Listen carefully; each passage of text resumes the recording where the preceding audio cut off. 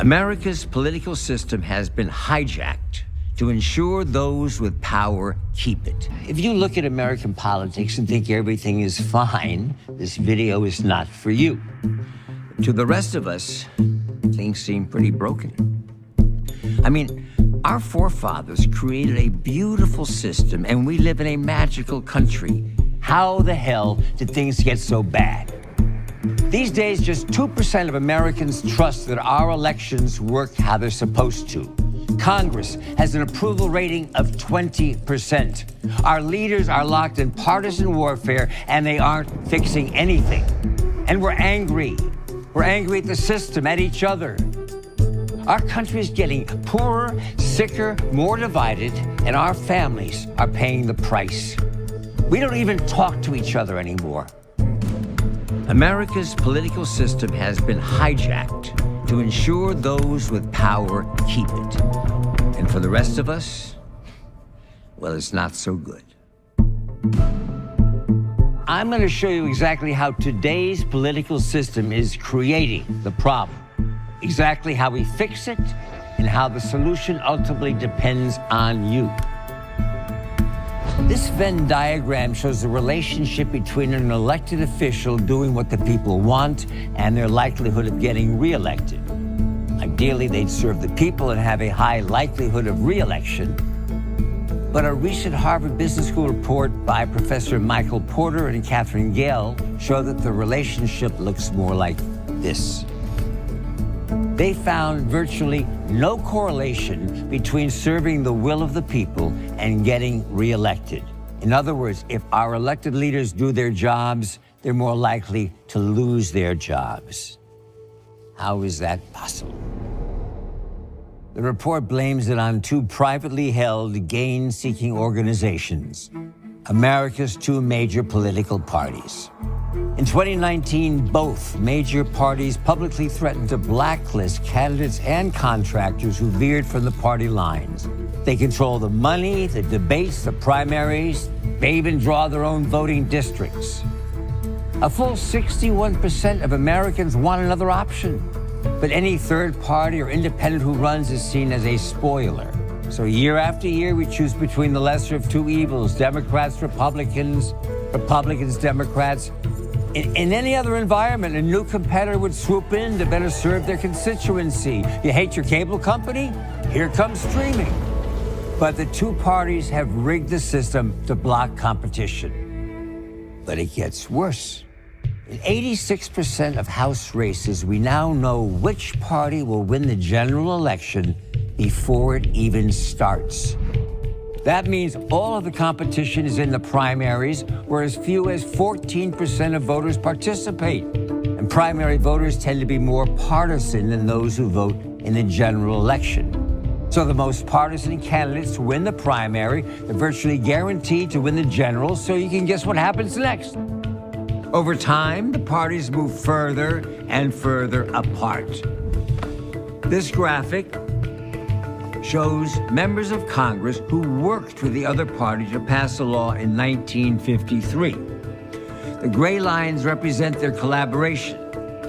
The more lines you see, the more times they crossed party lines to pass a law. This is how it looked in 67. In 81. Look what happened in 1995, and by 2011, it represents where we are today. Hardliners are rewarded, collaboration is vilified. Congress is so gridlocked they can't even pass the most basic laws to improve the lives of everyday Americans. For the first time since the Great Depression, life expectancy in the U.S. is actually going down while it goes up in the rest of the world. We were once ranked top in the world for education. We've fallen to 27th. We can't afford life-saving prescriptions, and medical bills are forcing families into bankruptcy. Almost half of American families can't even afford basic necessities like rent and food. What I want to know is, how do we fix it?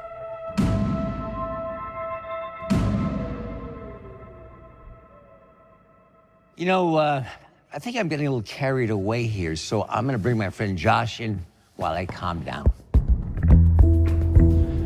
We need to take our government back and make it work for us. So much of what's failing is a symptom of our failed elections. Look, this isn't about giving power to the right or to the left or asking Congress to fix itself, because frankly, they won't. So we have to go around Congress. And the good news is, in the US, states run elections, even federal elections. So when we pass election laws in a state, it affects the federal elections. And get this, a Bloomberg News study showed that throughout American history, passing state laws has been the key to creating massive federal change. And the law we need to pass?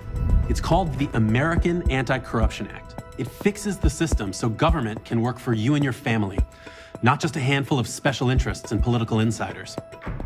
Here's how it works. We have independent commissions draw voting districts. We make it illegal for lobbyists to donate to politicians. We give every voter a $100 tax credit that they can use to support the candidate of their choice. We put reasonable term limits on elected officials. We implement ranked choice voting to allow independents and third parties to run without spoiling elections. And finally, we enact secure, automatic voter registration and vote from home ballots. So now you've got more people voting and it's easier to vote. This is common sense stuff.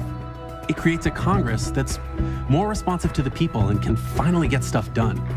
Look, we've pulled this law and it's incredibly popular across party lines.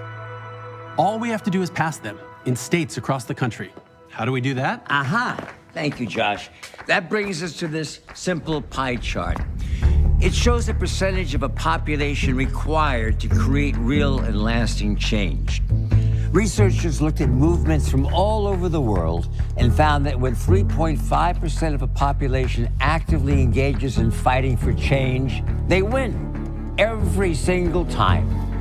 In America, 3.5% is 11 million people, and it needs to be conservatives, progressives, and independents together. America is roughly divided into thirds. That means no one group has the power to do it alone. And here's the best part. Millions are already involved in the movement, and together, they've already racked up more than 100 victories in cities and states across America. But we need millions more, and that's why I'm talking to you. Here's what I need you to do right now. Go to represent.us and sign up to be part of the next anti-corruption victory in your state. There are already people near you fighting, and they need your help.